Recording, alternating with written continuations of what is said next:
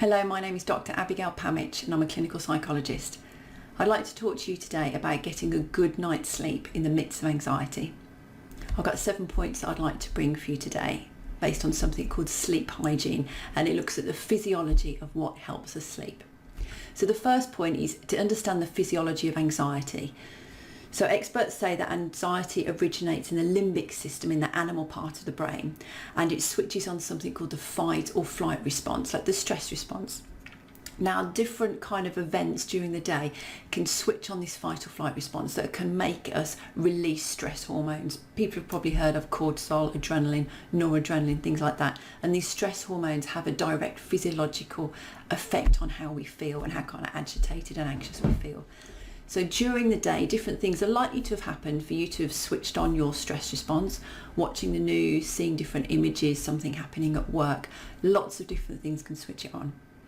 So when we have a buildup of these stress hormones, it's going to be very difficult to sleep at night, even if we want to. And then if we're lying in bed trying to sleep, we can release more stress hormones because we're not able to sleep when we want to.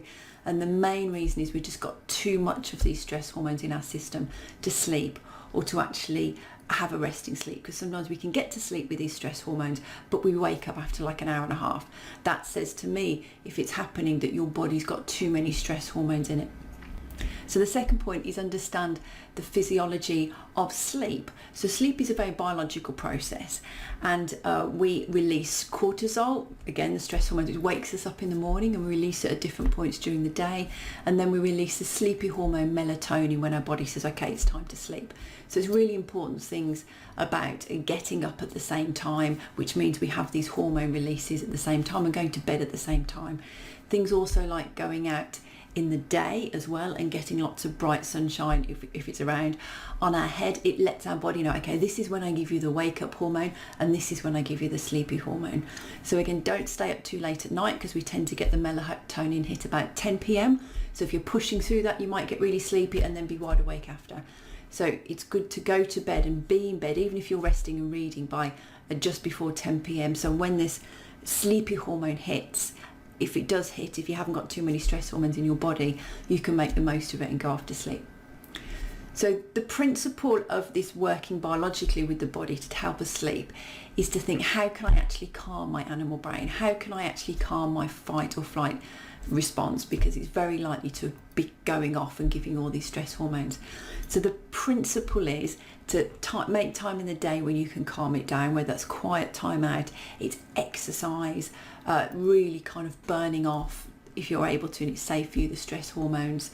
So burning off these stress hormones doesn't just start at 8 p.m. at night, it starts pretty much as soon as you wake up. Doing some meditation, taking time out, doing some exercise, eating enough calories in the day can put our bodies under stress, release stress hormones if we're not eating the calories that we need. So in the day, you need to make sure that your stress bucket is not getting filled up. So by the time you go to bed, it's already at 80%. So then in the evening, it's about having a calming routine to really soothe this stress response. Physically, it can be having a warm bath, putting some lavender in it, which can be sedating, drinking chamomile tea, having a little snack before bed. Sometimes if you haven't eaten since like 6 p.m. and you're going to bed at 10, having a little snack, a bit of fruit and some cheese or nuts or something, some carbs and protein, because it just settles the body. Again, if you wake up at night as well, it can be useful to have a little snack. It's all about settling the body so the body feels, oh, I'm safe now, I can relax. So the next point is calming the mind. So we're thinking about calming the body, calming the fight and flight response. The other side is calming the mind. So again, it's best ideally not to be watching television and to be looking at Facebook and things like that before about 2 hours before bed. I know that feels a long time, but it's this information, and whether it's shocking or not, it's this constant information overload, and that can stop our mind and our nervous system from calming down for bed. So doing things like reading can be really helpful. Whether it's just on a device that isn't too bright as well, because that can stop the melatonin hit coming if it's too bright. Kindles are okay, or even books, but nothing that's too threat focused, nothing like a horror or a severe crime, anything like that. Again, calming the mind, so think about taking time out. Meditation's great if that's not quite your thing. If you can listen to an app, it's brilliant. There's one I recommend called Andrew Johnson, and he's a hypnotherapist, and he's got ones called Deep Sleep and Relax.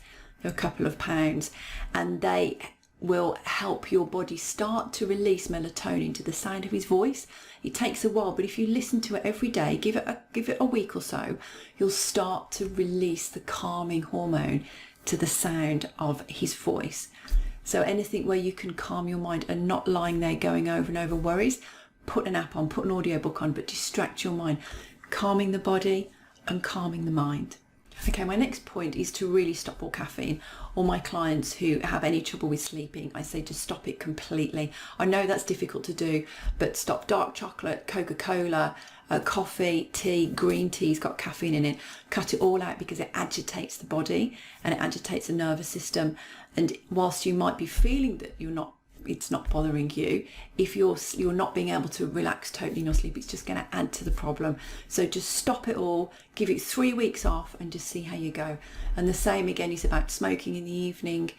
That it wakes the nervous system up, it agitates the body as well. So it's a tricky one, but if you just think of everything, is this soothing my body and is this soothing my mind? Again, it starts from the early morning to work all the way through. Please don't drink alcohol. I know it can feel like a useful thing to have a nightcap, but actually what alcohol does, if you have it regularly, it sedates the body, so the body stops producing that melatonin. So then when you don't have the alcohol, you don't get that melatonin hit, and you're not, again, sleep and anxiety are very animal physical things, and you introduce alcohol and it does disrupt that, so disrupt your natural rhythms. And while it might feel like you're going to sleep easy, you're not having a good quality sleep with good REM processing of the difficult things that have happened. It's more just knocking you out and sedating. If you do that regularly, it can actually build up in the background, and we know it creates more anxiety the next day as well. It's a bit of a trap.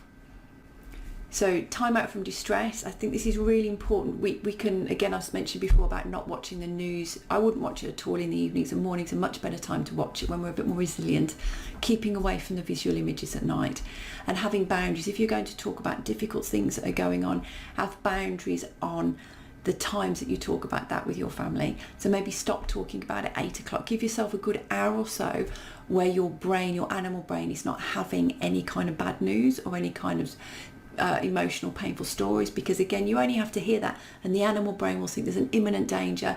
It will activate and then it will flood our system with stress hormones, and sometimes this can be very subtle. So put boundaries. Think, at 8 p.m. I'm not going to think about what's going on in the world. I'm not going to engage with that at all. I'm just going to read my book. I'm just going to shut myself away, because what we're doing is, again, like you would with a child, you wouldn't expect a child to be in a highly excited situation and suddenly go to bed. They need soothing and calming, and actually our own brains are a lot like that, and to particularly when there's a lot of difficult things going on, to really up the soothing routine. So just to recap, sleep and anxiety are very, very physical, animal-based things, and we need to do behavioural things. We can't just think ourselves better out of this. You need to do things like exercise and soothing and hot baths and getting enough calories and eating well as well, not loads of sugar, eating good, healthy food, and start off from the moment you wake up, taking time out. And there's so many more things I can suggest, but this is just a short video. So if you'd like to know more, myself and my colleagues are all still seeing people via telephone or Zoom, and to get in touch, our website is contact@malvernhillsprivatepractice.co.uk. Thank you.